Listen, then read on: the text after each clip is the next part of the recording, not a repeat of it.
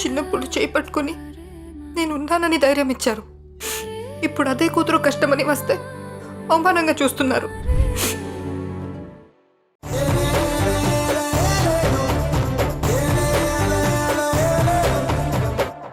ఆవిడ గారు నా నంబర్ అలాగో బ్లాక్ చేసి ఉంటుంది కదా, డయల్ చేసి ఫోన్ లైన్ కలవడం లేదని చెప్పేయచ్చు అమ్మకి.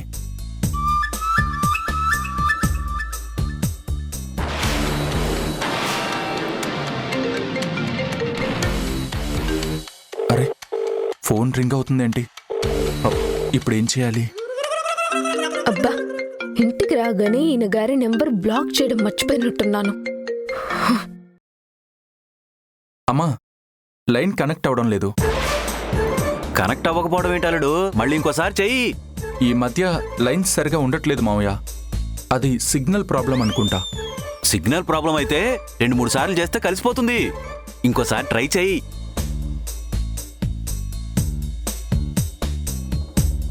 ఏది ఫోన్ ఇటివ్వు, అక్క మాట్లాడుతుంది.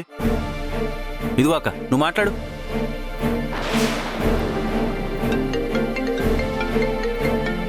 అదిగో ఫోన్ రింగ్ అవుతుందిగా.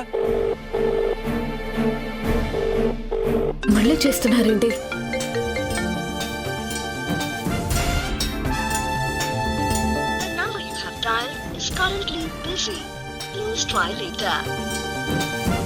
ఏంటలుడు, ఫోన్ కట్ చేస్తున్నట్టుంది మీ ఆవిడ.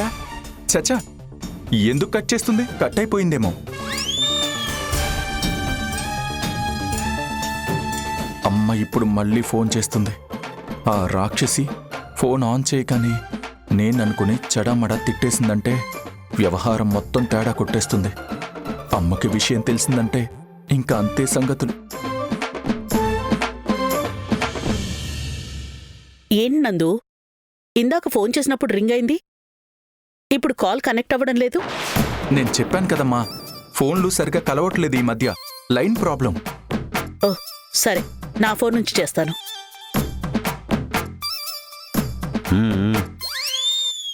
నా నెంబర్ని బ్లాక్ చేసినట్టుంది. ఇప్పుడు అమ్మ ఫోన్ చేస్తే రింగ్ అవుతుంది. ఎలా మేనేజ్ చేయడం? అయ్యో,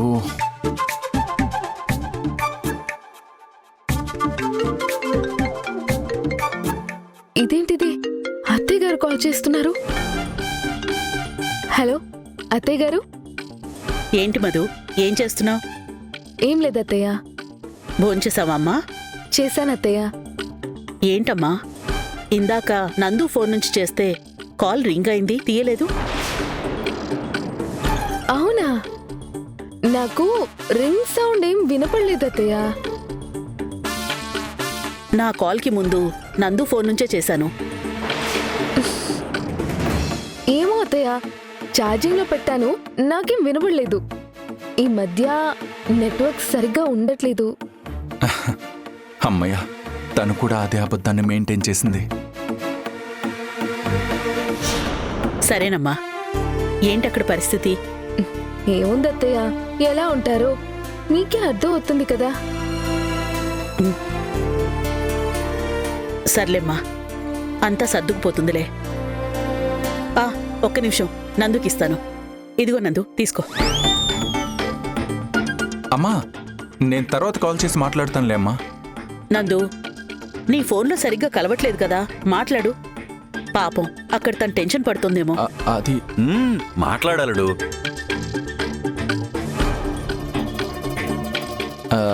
మధు, చెప్పండి. నువ్వు అక్కడ టెన్షన్స్ పెట్టుకుని ఆరోగ్యం పాడు చేసుకోకు. సరిగ్గా భోంచేయి. లేనిపోని ఆలోచనలు పెట్టుకోకు. పరిస్థితిని అర్థం చేసుకో. చుట్టూ దుర్మార్గులుంటే, నమ్మినోళ్ళు నట్టట్లో ముంచేస్తూ ఉంటే, స్వార్థంతో మనుషుల అవతల వాళ్ళ జీవితాలతో ఆడుకుంటూ ఉంటే మనశ్శాంతిగా ఎలా ఉండగలరు?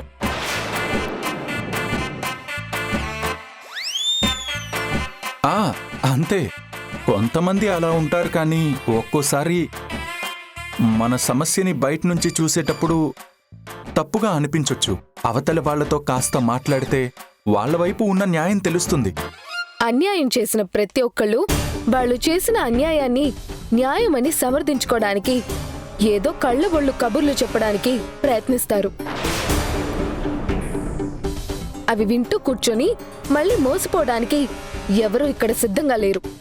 సరే సరే మధు, నేను తర్వాత కాల్ చేస్తాను. ఉంటాను మరి. ఆ బాయ్. ఇదిగో అమ్మా, గుడ్ నైట్.